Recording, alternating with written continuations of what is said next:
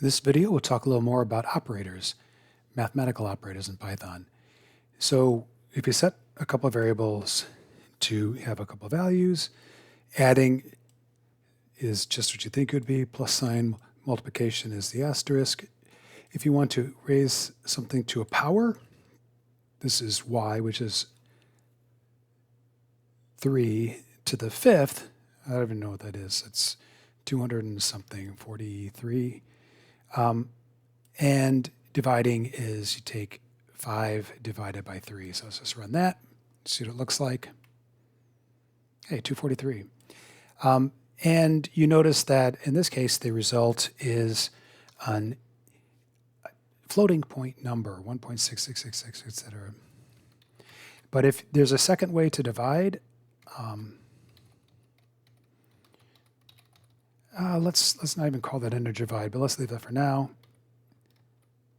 And if we put 2 slashes in there, this will divide and then truncate the answer, so it gets rid of the 0.666 and comes back with just the integer component of it. So this gives you the whole number when you divide. Can you guess? I'm not going to put a comment in here. What this means, and let's run it and see if you can guess what that is. That gave an answer of 2. When I take 5 and do this thing with 3, that ends up being the remainder. When I take 5 divided by 3, it goes in there once. This gives you the answer 1. But this is the remainder. It has a remainder of 2. This is called a modulus, and sometimes shortened as mod. And this ends up being very, very useful in programming, and we'll come across many situations where you'll need that. So these are the operators that have their own little symbol, but there are other things like the absolute value is a function, and let me see what else. We can do things like take the integer component. Oh, let's make this something a little more obvious what it's doing. This will take the integer component of that, and this next one, let's round the same thing. Oops.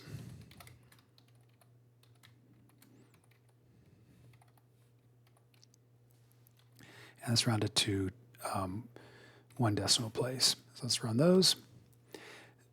So there are a few functions that are built in. So this is the absolute value. Made it positive 24. This takes the integer component, the same thing as integer dividing by 1. It just comes up with 2 and truncates the rest. It doesn't round. But this next one rounded it to 1 decimal place. So these are the functions that are built into Python, and there are a couple more, but most of the functions that you need, you'll have to import a module. A module import math. And if we do that, then we have a lot more things available to us. So I'll take the math of the square root of x. And let's run this. The square root of 5 is 2 point blah, blah, blah. So in math, you'll have things like sine, cosine. Let's just print a couple things. Math.pi, let's print pi. Math.cosine of y divided by x. You notice I'm trying to be careful to do this Pythonic way, that I'm leaving spaces in here every time I have an operator so that everything's not jammed together. And cosine and square root. Oh, I did square root. So let's just stop with those for now and show those. Now, if you're going to do this a lot, then if you import math, and let's say you only need a few functions, Okay, let's just look at the answer. The first one did math.py, and it does pi to lots of decimal places. And this is math. This is the cosine, and these are all. These are in assuming radian measures. So if I take y divided by x, and that radian measurement, it'll take the cosine of that. If you do this a lot, instead of importing math like this, you could say from math, and you can just import a handful of them. Let's just import pi, square root, and cosine. Let's say those are the ones you need in your program.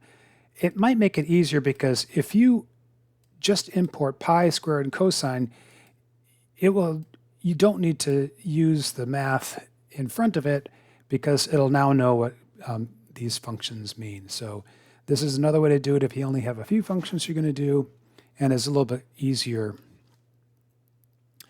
From math, I forgot the word import. From math, import pi, square root, and cosine. Oh, there it is. So you can't tell the difference because it worked, and we didn't need the math dot. So Python is wonderful in that there's libraries for just about everything you can think of. And this type of thing, importing a library, just brings lots of functionality to Python. Okay, there are a couple other small things to talk about. Assigning variables. Python has a few niceties. So if you want to initialize a couple different variables, you can put those both in the same line. Like normally you would have length equals 20, width equals, and the next line would be width equals 3.